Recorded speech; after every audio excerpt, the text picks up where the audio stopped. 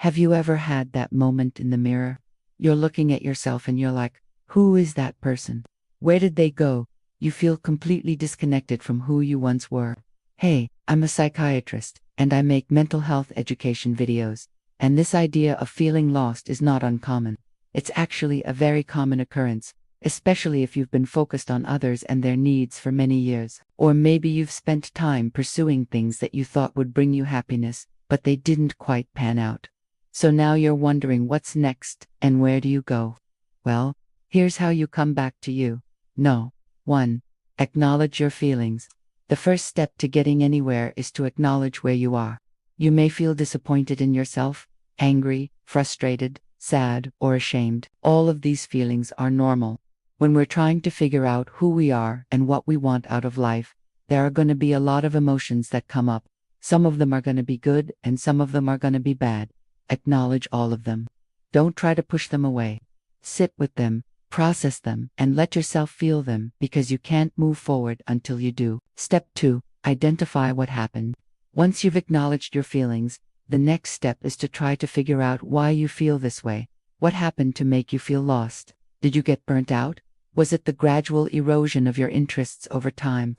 Or was there a sudden event that caused you to have this realization? Trying to pinpoint why you're feeling this way can help you to better understand yourself and what you need to do to get back to feeling like yourself again. Sometimes people reach out to me and say, Dr. Bailey, I don't know what happened. One day I was happy and the next day I wasn't. I just woke up one morning and my spouse wasn't there anymore.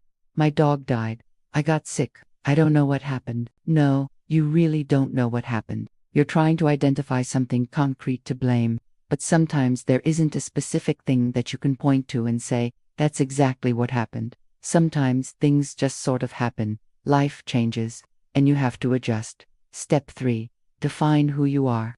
Now that you've identified why you're feeling lost, the next step is to start defining who you are. What are your interests? What are your hobbies? What do you like to do? What makes you happy? Start thinking about all of the things that make you, well, you. This can be a really fun exercise because it has a chance for you to really explore and learn more about yourself.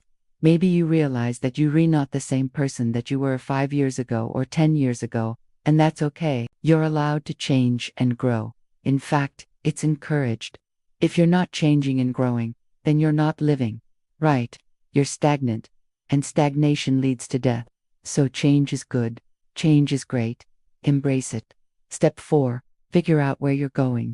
Once you have a good understanding of who you are and what you like to do, the next step is to start figuring out where you're going. What do you want to do with your life? What are your goals? What do you want to accomplish? This can be a really daunting task, but it doesn't have to be. Break it down into small steps. If you're feeling overwhelmed, start by setting short-term goals. What do you want to do this week?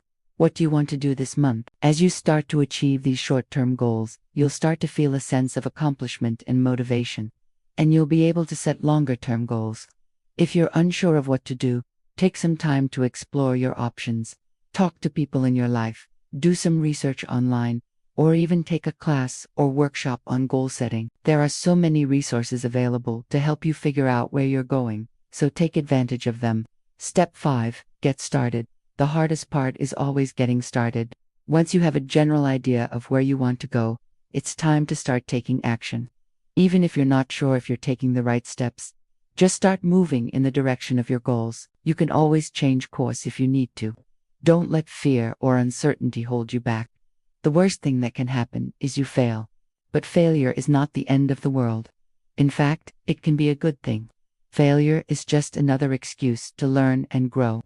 So take some risks, step outside of your comfort zone, and see what happens. You might surprise yourself. Step 6. Be patient.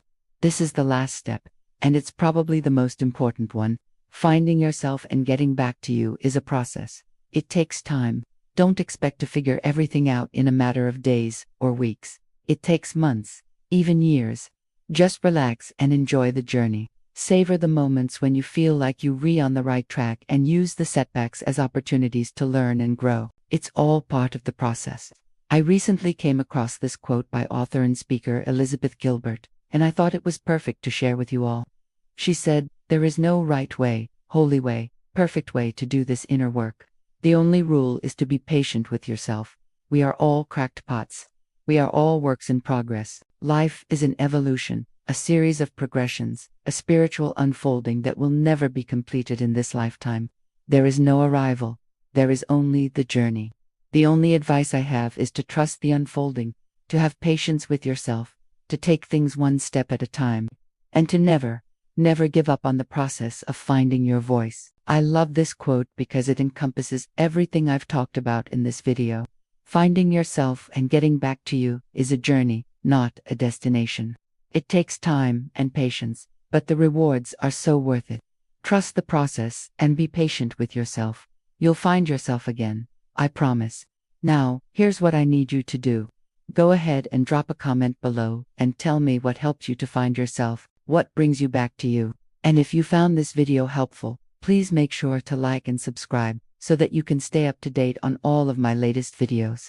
I'd also like to send a special shout out to my supporters for your continued support. I appreciate each and every one of you. Thank you for watching and take care.